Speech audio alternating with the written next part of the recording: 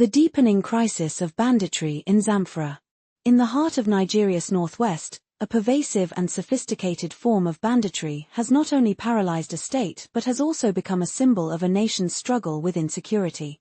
The daily reality for residents of Zamfara is one of fear and uncertainty, as armed criminal groups have seized control of major roadways and rural landscapes, effectively crippling the freedom of movement and turning routine travel into a life-threatening gamble.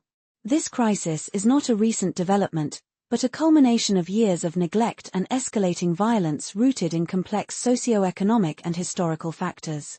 The historical roots of the menace. The current wave of armed banditry in Zamfara can be traced back to the early 2010s.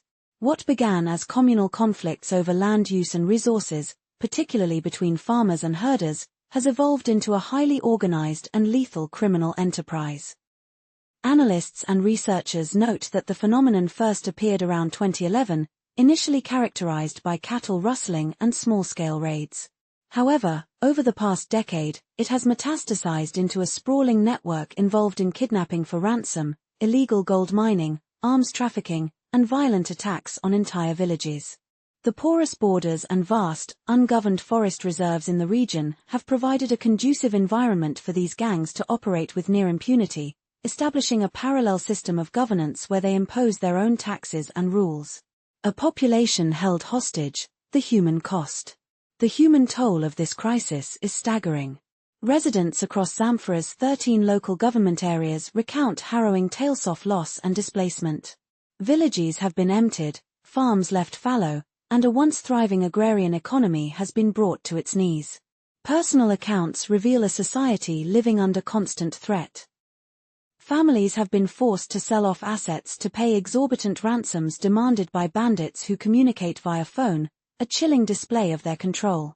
A 2019 report by an investigative committee highlighted the profound impact, stating that between 2011 and 2019, nearly 5,000 women were widowed and over 25,000 children were orphaned. The psychological trauma is immeasurable, as communities grapple with grief, anxiety, and a sense of abandonment. Government efforts and their challenges. The government's response has been a complex mix of military operations, peace deals, and policy shifts, but success has been elusive. The federal government has deployed troops and imposed measures like a no-fly zone and a ban on mining activities, aiming to cut off the bandits' financial lifelines. However, these efforts have been met with mixed results. The state government, under the current administration, has taken a firm stance against negotiation with bandits, opting instead for a confrontational approach. Governor Dauda Lawal has publicly expressed his belief that he could end the crisis in 2 months if given direct control of security forces, citing a lack of synergy between state and federal authorities as a major impediment. This disconnect highlights a fundamental challenge in Nigeria's centralized security structure, where state governors, despite being the chief security officers of their respective states, lack control over the forces operating within their borders. The rise of local resistance. In the vacuum of effective state protection, local communities have been forced to resort to self-help.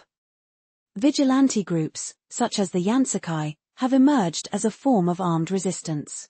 These groups, often made up of young men armed with a mix of fabricated and traditional weapons, have engaged bandits in fierce battles. While they have sometimes achieved notable successes, killing dozens of bandits in ambushes and repelling attacks, their efforts are fraught with risk. The history of vigilantism in the state is complicated, with some groups previously engaging in extrajudicial killings, which has sometimes fueled retaliatory attacks from the bandits. This cycle of violence underscores the desperate circumstances facing a population left to defend itself.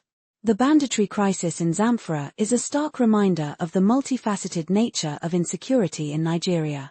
It is a problem deeply intertwined with poverty, unemployment, lack of education, and institutional weaknesses.